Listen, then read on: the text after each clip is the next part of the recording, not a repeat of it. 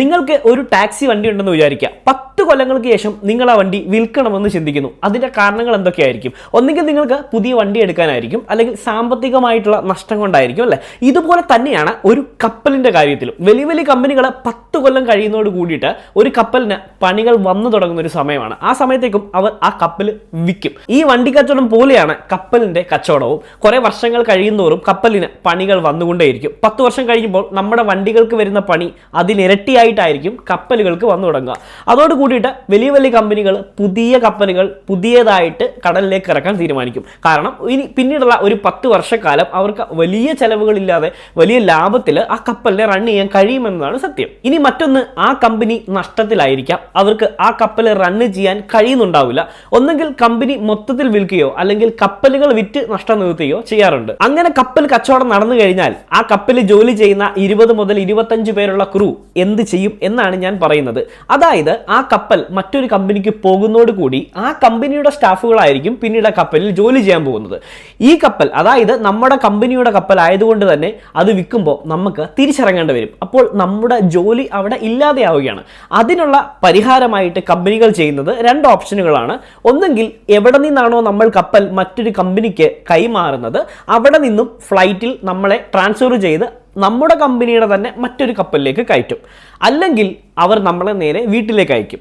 വീട്ടിലേക്ക് വന്നു കഴിഞ്ഞാൽ തന്നെ ഒരു മാസത്തിനുള്ളിൽ, ഒരു 1 മന്ത് ടൈം പീരീഡിനുള്ളിൽ അവരുടെ കപ്പലിൻ്റെ അവൈലബിലിറ്റി അനുസരിച്ച് നമ്മളെ തിരിച്ച് കപ്പലിലേക്ക് ജോയിൻ ചെയ്യിപ്പിക്കും. അപ്പോൾ കപ്പലുകൾ ഹാൻഡ് ഓവർ ചെയ്യുന്ന സമയത്ത് കപ്പലിൽ ജോലി ചെയ്യുന്നവർ, ട്രെയിനീസ് ആയിട്ടുള്ള ആൾക്കാർ, ഇവരാരും പേടിക്കേണ്ട കാര്യങ്ങളില്ല. കമ്പനിയുടെ ഒരു നിയമമാണത്.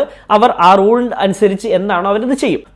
പിന്നെ മറ്റൊരു കാര്യം, ഒരുപാട് കപ്പലുകൾ ഇല്ലാത്ത കമ്പനിയുടെ കപ്പലുകൾ വിൽക്കുന്ന സമയത്ത് പറ്റുന്ന ഒരു അവസ്ഥ, 25 പേര് ഒരുമിച്ച് ഇറങ്ങുമ്പോൾ ആ 25 പേരെയും തിരിച്ച് പ്ലേസ് ചെയ്യാനുള്ള അത്രയും കപ്പലുകൾ അവരുടെ കയ്യിലില്ലെങ്കിൽ മാസങ്ങളോ വർഷങ്ങളോ ഉള്ള വെയിറ്റിംഗ് നമുക്ക് ഉണ്ടാകേണ്ടി വരും. ഈ കപ്പലുകൾ വിൽക്കുന്നതിന് മാസങ്ങൾക്ക് മുമ്പേ തുടങ്ങുന്ന പേപ്പർ വർക്കാണ് ഇവിടെ. അതായത് ഏത് കമ്പനിയാണോ വാങ്ങുന്നത് ആ കമ്പനിയുടെ സ്റ്റാഫ്, ആ കമ്പനിയുടെ ഓഫീസേഴ്സും അവരുടെ സൂപ്രണ്ടന്റും അങ്ങനെ കമ്പനിയുടെ ആൾക്കാരെല്ലാം നമ്മുടെ കപ്പലിലേക്ക് വരികയും കപ്പൽ കാണുകയും ചിലപ്പം 1 മാസം 1.5 മാസമൊക്കെ അവരുടെ കപ്പലിൻ്റെ, അവരുടെ കമ്പനിയുടെ ആളുകൾ നമ്മുടെ കൂടെ തന്നെ കടലിൽ പാരലൽ സെയിൽ ചെയ്യും. അത് എന്തിനാണെന്ന് ചോദിച്ചാൽ കപ്പലിൻ്റെ പ്രശ്നങ്ങൾ, കപ്പലിൻ്റെ ടെക്നിക്കലായിട്ടുള്ള പ്രശ്നങ്ങളൊക്കെ കണ്ടു മനസ്സിലാക്കാനും അല്ലെങ്കിൽ എന്തെങ്കിലും കപ്പലിന് പണികളുണ്ടെങ്കിൽ അത് കണ്ടുപിടിക്കാനും ഒക്കെ അവർ വരും. ഒരുപാട് വലിയൊരു പേപ്പർ വർക്കാണ്, മാസങ്ങൾ നീണ്ടു നിൽക്കുന്ന ഒരു പ്രോസസ്സാണ്. ഒരു കപ്പൽ വാങ്ങുകയോ ഒരു കപ്പൽ വിൽക്കുകയോ ചെയ്യുന്നത് നമ്മുടെ വണ്ടിയെ പോലെ അല്ല. കുറച്ച് പേരെങ്കിലും ചിന്തിക്കുന്ന ഒരു കാര്യമുണ്ട്, കപ്പൽ വിൽക്കാൻ പോകല്ലേ, പിന്നെ എന്തിനാ ഇനി പണിയെടുക്കുന്നത്, ഇനി കപ്പലിൽ അങ്ങനെ പണിയൊന്നും ഇല്ലായിരിക്കുമെന്ന് ചിന്തിക്കുന്നവരോട്. അങ്ങനെയല്ല, എനിക്ക് കിട്ടിയ 2 കപ്പലിലെ കച്ചവടത്തിന് നല്ല ഒന്നാന്തരം പണി തന്നെയായിരുന്നു. അതിനർത്ഥം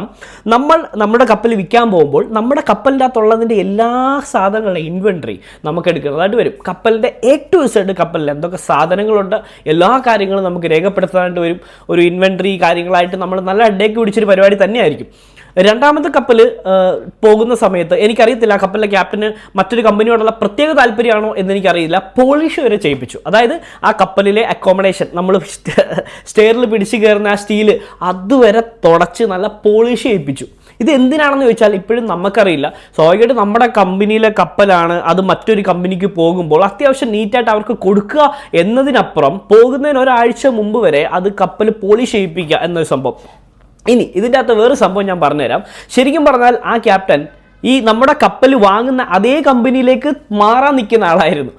അതായത് ഈ ക്യാപ്റ്റൻ, അതായത് ശരിക്കും പറഞ്ഞാൽ നമ്മുടെ രാഷ്ട്രീയത്തിൽ ഒരു പാർട്ടിയിൽ നിന്നും ഇലക്ഷൻ എടുക്കുമ്പോൾ മറ്റൊരു പാർട്ടിയിലേക്ക് ചാഞ്ചാടി കൂടുമാറുന്ന ആൾക്കാരെ പോലെ തന്നെ ആ ക്യാപ്റ്റനും ആ കപ്പലിൽ ആ കമ്പനിയിലേക്ക് പോകാൻ വേണ്ടി എല്ലാ ഡീലുകളും ഉറപ്പിച്ച ആളായിരുന്നു. അതുകൊണ്ട് തന്നെ ആ കപ്പൽ പോകുന്നതിന് ഒരാഴ്ച മുമ്പ് വരെ ഞങ്ങളെ കൊണ്ട് തുടപ്പിച്ച് മൊത്തം പോളിഷ് ചെയ്യിപ്പിച്ചാണ്. നമ്മളും ചിന്തിക്കുന്ന കാര്യം, എന്തിനായിരിക്കും വിൽക്കാൻ പോകുന്ന കപ്പൽ പോളിഷ് ചെയ്യേണ്ട ആവശ്യം? പിന്നീടാണ് മനസ്സിലാവുന്നത് ആ കപ്പലിൻ്റെ കൂടെ തന്നെ ആ ക്യാപ്റ്റനും കമ്പനി മാറി പോകാൻ തുടങ്ങിയെന്നും ആ കമ്പനിയിലെ ഇന്നൊരു വലിയ പദവിയിൽ അയാൾ ഇരിക്കുന്നു എന്ന് മനസ്സിലാവുന്നു. അതുപോലെ തന്നെ കപ്പൽ വിൽക്കുന്നതിന് മുമ്പ് നമ്മുടെ കമ്പനിയുടെ എല്ലാ ഡോക്യുമെന്റ്സുകളും എല്ലാ സ്റ്റിക്കറുകളും ബോർഡുകളും നമുക്ക് ആ കപ്പലിൽ നിന്നും നീക്കേണ്ടതായിട്ടുണ്ട്. പുതിയൊരു കപ്പൽ ആരാണോ എടുക്കുന്നത്, ഏത് മാനേജ്മെന്റ് ആണോ വരുന്നത്, അവരുടെ പേപ്പറുകളും അവരുടെ ഫയലും ആയിരിക്കും പിന്നെ കപ്പൽ ഉണ്ടാവേണ്ടത്. അപ്പോൾ തീർച്ചയായിട്ടും നമ്മുടെ കപ്പലിലെ, നമ്മുടെ കമ്പനിയിലെ എല്ലാ രേഖകളും നമുക്ക് അവിടെ നിന്നും തിരിച്ചു കൊണ്ടുവരേണ്ട അവസ്ഥ വരും. ഇതേ സെയിം സംഭവം തന്നെ നമ്മളൊരു കമ്പനിയുടെ കപ്പൽ വാങ്ങുകയോ നമ്മൾ ആ കപ്പലിലേക്ക് ജോയിൻ ചെയ്യാൻ പോകുകയോ ചെയ്യുന്ന സമയത്ത് നമ്മുടെ കമ്പനിയിൽ നിന്ന് നമുക്ക് തരുന്ന കമ്പനിയുടെ സാധനങ്ങളെല്ലാം പെട്ടി കണക്കിന്, അതായത് ബാഗ് കണക്കിന് നമ്മുടെ കയ്യിലുണ്ടാവും. ഇതെല്ലാം നമ്മൾ വലിച്ചുകൊണ്ട് ഈ പറയുന്ന കപ്പലിലേക്ക് പോകേണ്ടതായിട്ട് വരും. സോ ഈ ഹാൻഡ് ഓവറും ടേക്ക് ഓവർ എന്ന് പറയുന്ന സംഭവം ശരിക്കും പറഞ്ഞാൽ ഒരു തലവേദന പിടിച്ച പരിപാടി തന്നെയാണ്. ചില കപ്പലുകൾ വിൽക്കാൻ പോവുകയാണെന്ന ഒരു ഐഡിയ ചിലപ്പോൾ നമുക്ക് ഉണ്ടായിരിക്കാം. അങ്ങനെയുള്ളൊരു സിറ്റുവേഷൻ ഉണ്ടെങ്കിൽ എൻജോയ് ചെയ്യാനുള്ളവർക്ക് വേണമെങ്കിൽ കയറിപ്പോകാം, പ്രശ്നമില്ല. അപ്പം എന്നെ സംബന്ധിച്ച് ഞാൻ ഓക്കെയാണ്, ഞാൻ കയറിപ്പോകും. കാരണം തിരിച്ചെത്തിക്കഴിഞ്ഞാൽ എനിക്ക് പെട്ടെന്ന് അടുത്ത കപ്പൽ തരും എൻ്റെ കമ്പനി എന്നൊരു ഉറപ്പുള്ളത് കൊണ്ട് തന്നെ 2-3 മാസം കഴിഞ്ഞ് വിൽക്കാൻ പോകുന്ന കപ്പലിലേക്ക് പോയാലും എനിക്ക് ഓക്കെയാണ്. ഫോർ ഷോർട്ട് കോൺട്രാക്ട് അത് അടിപൊളിയാണ്. 4 മാസത്തേനുള്ള കോൺട്രാക്റ്റിൽ ശരിക്കും പറഞ്ഞാൽ ഒരു 5 മാസം കഴിയുമ്പോൾ വിൽക്കുമെന്ന് ഉറപ്പുള്ളൊരു കപ്പലിലേക്ക് ഞാൻ പോകാൻ റെഡി ആയിട്ടും പറഞ്ഞാണ്. കാരണം എനിക്ക് 5 മാസം ജോലി ചെയ്താൽ മതി, 9 മാസം നിൽക്കേണ്ട ആവശ്യമില്ല. സോ 5 മാസത്തിൽ സൈൻ ഓഫ് ചെയ്ത് വരാം എന്നുള്ളൊരു സംഭവം ഉണ്ടായിരുന്നു. അത് എല്ലാവരുടെയും ആ ഒരു തീരുമാനം നമ്മൾ എടുക്കുമ്പോൾ നമ്മുടെ കമ്പനിക്ക് എത്ര കപ്പലുണ്ട്, നമ്മുടെ കമ്പനി എങ്ങനെയാണ് നമുക്ക് ജോയിനിങ് തരുന്നത്, നമ്മുടെ കമ്പനി ഈ ഒരു സംഭവം ഉണ്ടായി കഴിഞ്ഞാൽ ഫസ്റ്റ് പ്രയോറിറ്റിയോടുകൂടി നമുക്ക് ജോയിനിങ് തരുമോ എന്നുള്ള കാര്യങ്ങളൊക്കെ കൺഫേം ചെയ്തതിന് ശേഷം മാത്രം ഈ ഒരു സംഭവത്തിൽ ഡിസിഷൻ എടുക്കാം എന്ന് മാത്രം പറയാം. അപ്പോൾ എനിക്കറിയുന്ന കുറച്ച് കാര്യങ്ങൾ ഞാൻ പറഞ്ഞു തന്നത്, ഇതിൻ്റെ വലിയ വശങ്ങളൊന്നും എനിക്ക് അറിയത്തില്ലെങ്കിലും എൻ്റെ 2 കപ്പൽ, ഒരു ഹാൻഡ് ഓവർ, ടേക്ക് ഓവർ, ഈ എക്സ്പീരിയൻസ് ഞാൻ നിങ്ങൾക്ക് പറഞ്ഞു തന്നു. ഇങ്ങനെയാണ് ബേസിക്കലി, ഇത്രയും മാത്രം മതി. ഒരുപാട് കാട് കയറി ചിന്തിക്കേണ്ട കാര്യങ്ങൾ നമുക്കില്ല, ടെൻഷൻ അടിക്കേണ്ട കാര്യങ്ങളോ നമുക്കില്ല.